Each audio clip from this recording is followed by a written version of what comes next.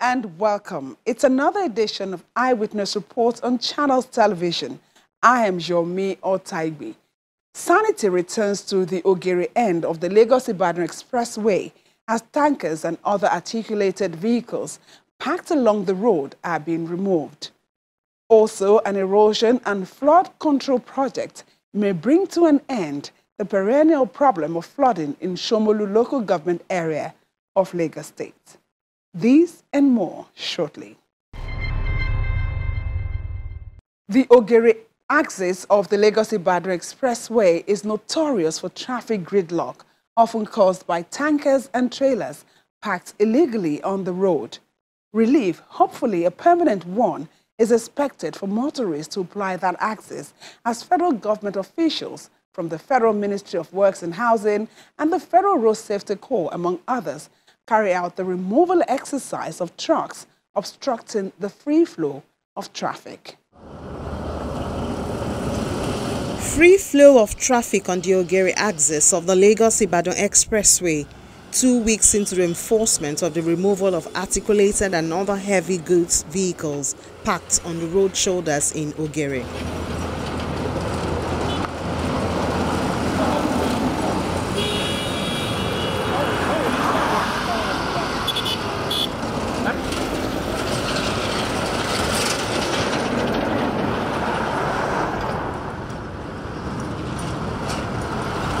Quite an unusual sight at a major conveying point for tankers and articulated trucks plying the ever-busy motorway. The scenario suggests that there's a high level of compliance with the presidential order.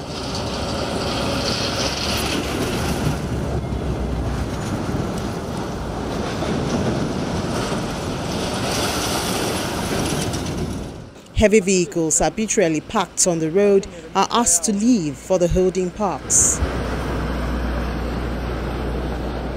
Assistant Corps Commander Oluwatoyin Ogunlana, who's been leading his unit in the enforcement, provides an update. Presently, the level of compliance is about 99.9% because we still have some very low level of compliance because we have effected a few arrests. So that is why I said 99.9%, but there is a very great achievement and we have sustained it. The roadside is not a mechanic workshop. So we have a 70-ton tow truck that will effect immediate arrest of those vehicles that decide to park by the roadside or break down, and the tow truck is 24/7 available to effect the removal of such vehicles. In such emergency situations like a tire burst, the vehicle will be towed to the nearest park. There is no penalty for that. But if you decide to park by the roadside to fill your tank with water, that is unacceptable. There is need for you to enter a park. A federal task force made up of the Federal Road Safety Corps, the Nigeria Police and other security agencies is mandated to enforce this directive. Parking of the road. The approach deployed by the FRSC at the instance of the enforcement is to convey a meeting in Ogere to sensitize drivers and owners of multiple trucks, as well as other stakeholders on the directive, and persuade them to comply. A total of 919 road traffic crashes were recorded in Ogun State during the year 2020. 467 of these crashes, representing 50.8%, were recorded along the Ogun State section of the Lagos-Ibadan Expressway, that is Mowe to Ogunmakin. 150 persons lost their lives, while 1,114 others sustained various degrees of injuries along Ogun State section of the corridor.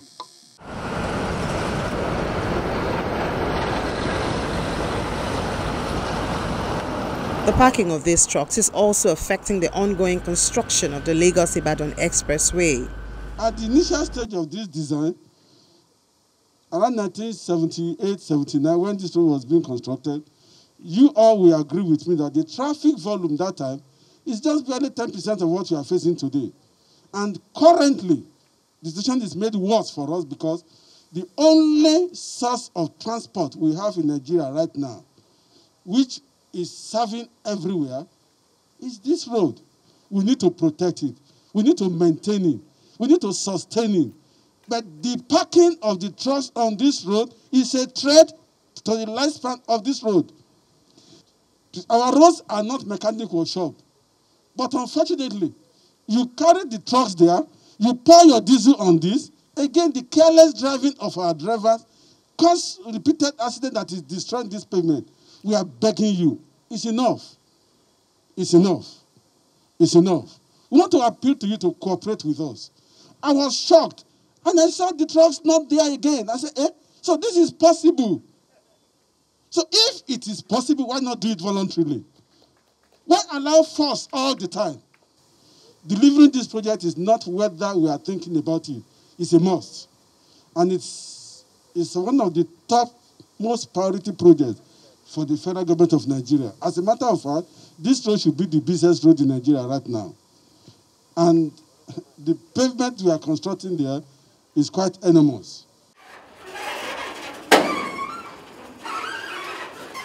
Voluntary compliance with the directive comes as the task force concludes arrangement to begin the enforcement. The Corps Marshal of the FRSC is happy about the steps taken by the tanker drivers. What I've seen, even without enforcement, I must say the government thanks you for complying even without being forced. It shows the level of discussion, and that is the essence of us being here. And I must say that I'm proud of being a Nigerian, that just because we are discussing, interfacing, we have complied. It shows that there's hope for this country, that as long as we can consult with one another, there's bound to be a positive change. I'm grateful to you for complying with Mr. President's directive to relocate without any force. We must improve on our own infrastructure, and this is what the federal government directive, that all the tankers, trailers, trucks, cars damaging the road must be relocated.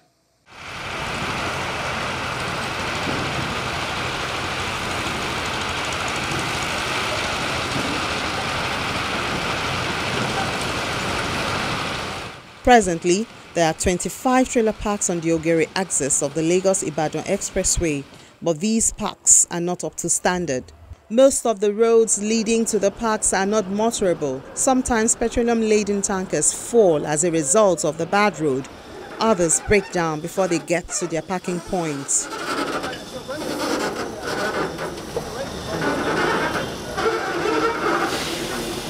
If after this meeting, they can enter the garage that they are saying that they should go and park and check, because that place is not conducive. If you want to force somebody to go in and park, take care of that place, because people are collecting money from them. They don't enjoy anything. We have been here a long time. We have been complaining. That is why many of them doesn't want to go in. If you want to punish them, or you want to go and put that place into order. And I know that we are all matured, and I believe all the drivers, and they have leaders, PTD are there, they will go and sit down and discuss with their men that let them cooperate, and I know they are going to cooperate. In response to this concern, the Ogun State Commissioner for Transportation and the FRSC boss appealed to drivers to use exiting parks, while the state and federal government finalized plans for the construction of standard parks. We were here, I think it was a week or thereabouts ago, where I conveyed His Excellency's vision for parking management along the Ogere axis. That vision remains. It is his intention to redevelop the parks owned by the government on both sides of the Lagos-Ibadan Expressway here at Ogere. In September last year, the government of Ogun State had engaged a private team of investors who had promised that they will provide the necessary finance to bridge the gap between the COVID-inspired shortage of funds with government and the necessary requirement that financing is put in place to develop both sites. It's unfortunate that our partners have not moved to site as swiftly as we have liked them to move. As we speak, we are re-engaging with them to understand the difficulties and the challenges that they may well be facing that is delaying their immediate deployment to site. Government is going to construct 2 major parks. We are going to relocate all this so that they can use the parks, and also both the Federal Ministry of Works and Ogun State government will work to compel all the people, all the companies that the Ogun State government has given permits to construct the parks, deadline to do this, so that the roads can be safe. The commissioner also addresses complaints of multiple levy in the parks and the collection of revenues from illegal shops and shanties obstructing the right-of-way. I'm aware that there are agents working on behalf of the state government in this park, acting as revenue collectors. It is something I think I mentioned on one of the occasions I visited this site. It is not the intention of government to collect revenue and for there to be no service in return to justify the revenue that is being collected. In fact, on my arrival here, I was having this particular discussion with one of the park managers to understand the kind of service that those who utilize this park are receiving, again, to justify the revenue they are paying. Until the park is redeveloped, in so much as we continue to collect revenue from users, I want to assure users that there should be and there will be noticeable improvements, at least in the environmental management of the park, as a justification for those revenues that are being collected on the behalf of the state government of Ogun State. In an interview, the Commissioner of Police in Ogun State explains the security plan to aid the enforcement. For instance, where you have congestions, you should expect robbery in traffic. And so we are joining the Federal Road Safety with every sense of responsibility to ensure that the congestion exercise on this Ogere corridor axis is carried out 247, that is 24 hours on a daily basis. And to that extent, we have mobilized our security men.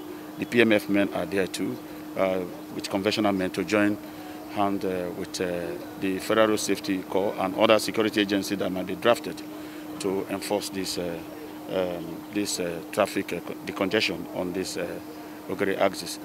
And I just want to seize the opportunity to sound a note of warning to those who think that they can still come out now to deliberately obstruct traffic here, either by way of hawking or collecting illegal tolls, or because I understand some people still try to come out at night to collect tolls and snappily and disappear into the night.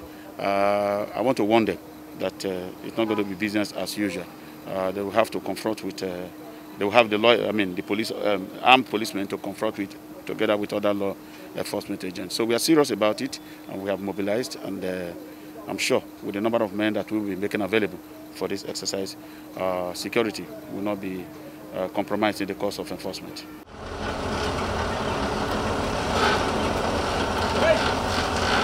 The evacuation of tankers and trucks from the road has led to increase in generation of revenue for operators of both government and private parks.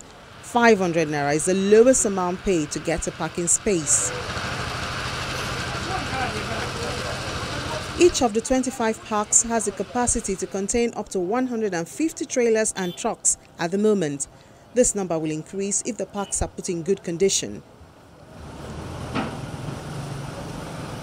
The new parking directive has further exposed investment opportunities in the area.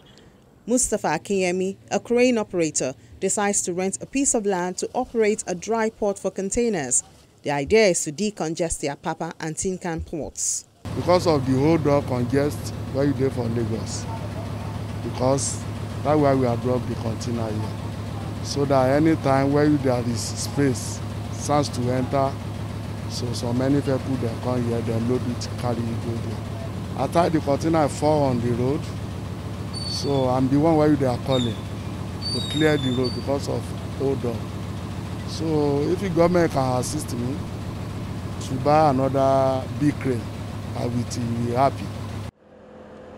While there seems to be progress in compliance to the federal government's directive, many believe that constant sensitization, understanding and collaboration among stakeholders is required to sustain it.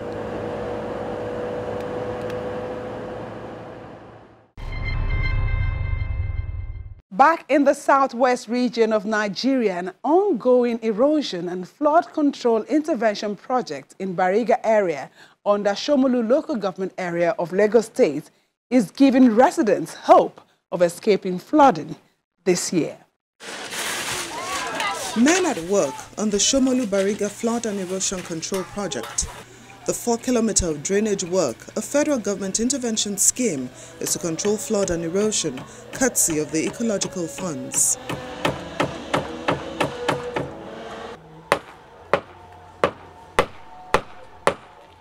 The construction work, which cuts across 7 community development areas, brings a lot of relief to residents who have waited for it for over 3 decades. For the past more than 30 years, we have not had any government intervention in this area. So we are most grateful for this. So we will implore the president to make sure this project is completed on time before the rainy season, so that all those who have been suffering for the past 30 years and above can heave a sigh of relief that, yes, they have seen the action of government in this community.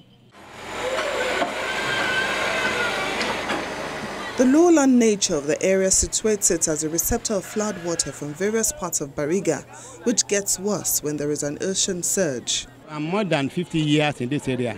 I know what we've experienced. When all this area, they're almost like swamp. But we thank God, development has been coming gradually. And for the past 30 years or more, we have been having a very incessant flooding in this area. The houses have been flooded, properties have been destroyed, and also some people and residents, they've left this area because most of their properties have gotten spoiled, and also you see when the flood is there, you can see all sorts of diseases that can lead to epidemic. So we've been trying all we could to ensure that we do our bit, to rectify all these things. But by the time this project came in now, in fact, we are more than happy. We found out that all our houses were flooded with water, and all our properties has been destroyed completely. Even our businesses, we cannot do our businesses slowly, because anytime there's a surge of water, there is usually a time the water will come. You'll not be able to go out. It will just take over the whole community. You'll not be able to go out for your business. You'll not be able, even though when you are outside and they tell you there's a water surge, you cannot even, there's no home to even come and meet, because the whole house is flooded with water. So the water has destroyed a lot of our properties, of my credentials. I cannot pinpoint any of my credentials again, and my properties, even my business is down ever since. Work is already 40% done, according to the project engineer, who applauds the cooperation of the residents and assures of project completion within 90 days. I can confidently tell you that this project will bring an end to the flood problem of this area. A lot of surveys and flood studies have taken place before we commenced, and that's why you can see that mostly our drains are higher than the houses. Of course, we know there are concerns over this as well. We've engaged the community leaders to engage the subjects on why the drains need to be this high, because the place is a delta that is very low, almost at the same level with the lagoon. So and that's why it cannot discharge its water years in, year out. So they need to, the foundation of the buildings here need to be raised a little, so that they can discharge the waters to the drains, and the flood water from around surroundings can be collected safely and be discharged. At all times, I can assure you that engineering projects are meant to serve the people, and whatever needs to be done to ensure that the project renders the best, gives the best utility to the residents are considered in the design and implementation. As you can see, we have made provision for access slabs to access the various houses. We have also made provision for culverts to link the roads with the works we are doing at the moment. Also, at the end of the day, we have ducts provided behind the drainages, despite the height of the drains, to collect the water from the surrounding infrastructures into the drainage and safely to the discharges. Our aim is to ensure that the work is completed within 3 months, as against 9 months that is officially approved for the project, so that before the rain comes, the drainage works are completed and the road works are getting towards completion too. We have spent about 10% of the contract duration, but we're at progress at about 40% of the volume of work already. By the end of 90 days as per duration that we marked for the project, we aim that both the drains and the road will be completed. There has been no rainfall, yet the area looks wet and saturated, an indication of the burdens the residents have had to bear for a long time.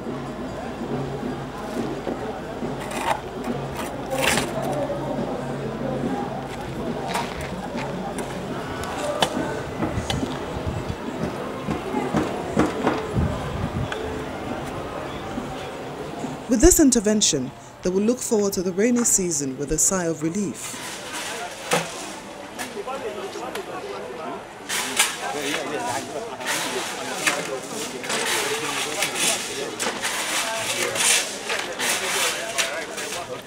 In November 2020, the Federal Executive Council approved 40 billion naira for the construction of road and ecological projects in different parts of the country. 1.7 billion naira is budgeted for the Shomolu-Bariga project.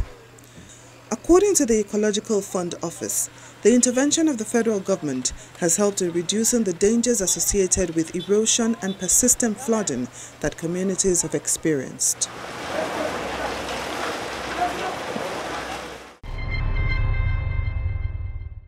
Eyewitness Report enables you to tell your story with your pictures. Simply post your pictures and videos on the Eyewitness portal via the Channels TV app.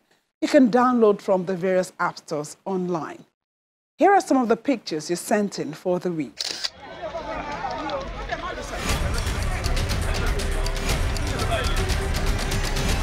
The first video on this segment shows a crowd of passers-by at the scene of a collision involving a moving train and a truck loaded with animal feed at Jonathan Coker Railway level crossing in the Fagba area of Ijuishaga, Lagos State. The accident, which occurred around 9 a.m. on Monday, February the 15th, led to a gridlock in the area. No casualty was ascertained at the time the videos were sent by our eyewitness reporter. The reporter warned motorists to be vigilant while driving through railway tracks. This is Shoumi Street in Mushin, Lagos State. The street is awash by heavy flood from a midday rain. The eyewitness reporter says activities in the area are always halted whenever it rains. The flood has also damaged the road that was constructed in the year 2009.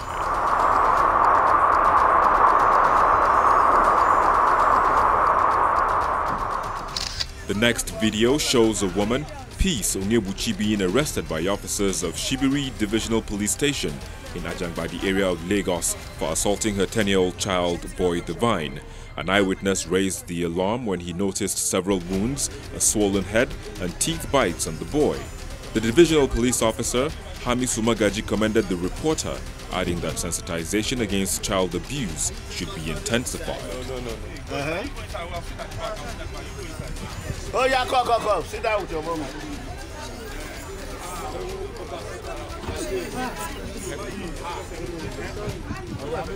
And this is a video of the canal at Oluma Onilekere Street Cement Bus Stop Ikeja. The dirt in the canal is coming from Ogere.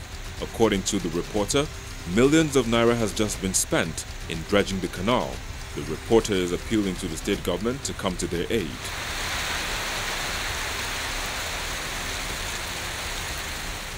And the next set of pictures shows officials of drainage enforcement and compliance in Lagos removing shanties and structures and setbacks of Ladipo water channel.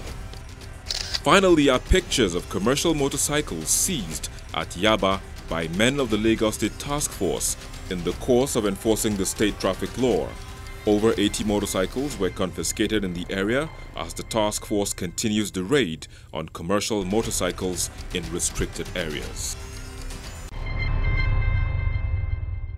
Thank you for sharing those images with us. We hope to receive more from you. That's the show for this week. Thanks for watching. I am Yomi Otaigbe.